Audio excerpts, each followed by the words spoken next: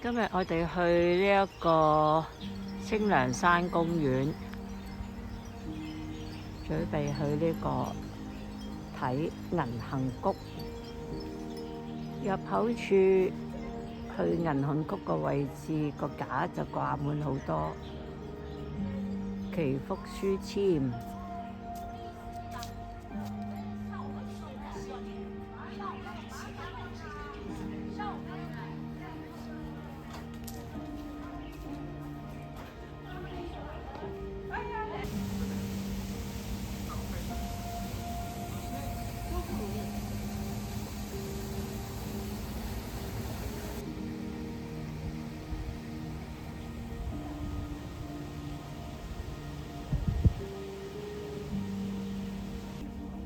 我哋嚟嘅時間都係早咗啲，楓葉仍然未轉紅。銀杏谷沿住條山路一路行上去，可以見到黃橙橙嘅銀杏樹啦。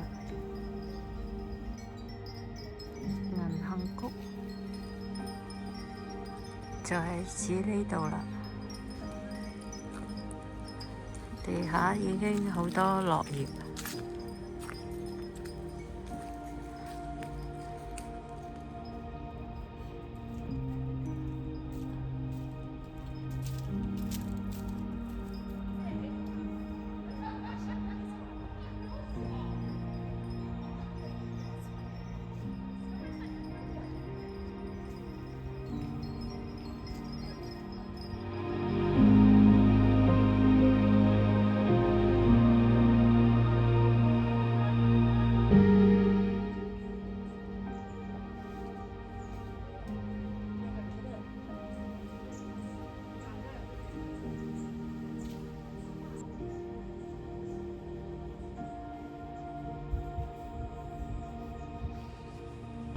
中途經過古崇正書院，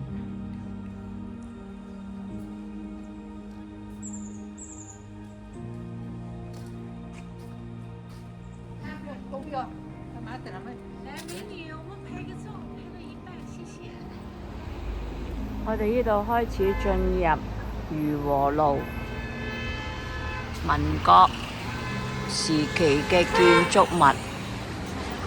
同埋舊時啲領事館就喺呢個位置啦。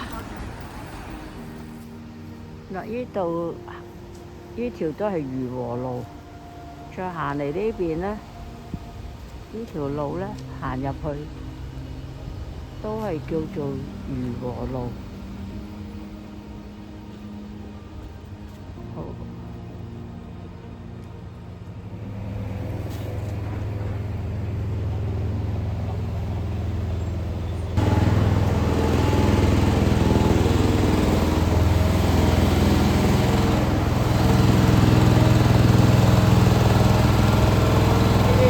都係以往民國建築物，但係又唔可以入去。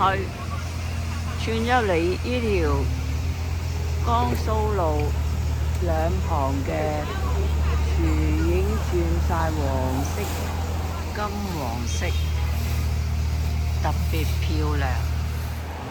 入咗呢條路江蘇路呢，就唔知點解特別多人影相嘅。呢啲樹其實就叫做圓明木，即係唔同樹。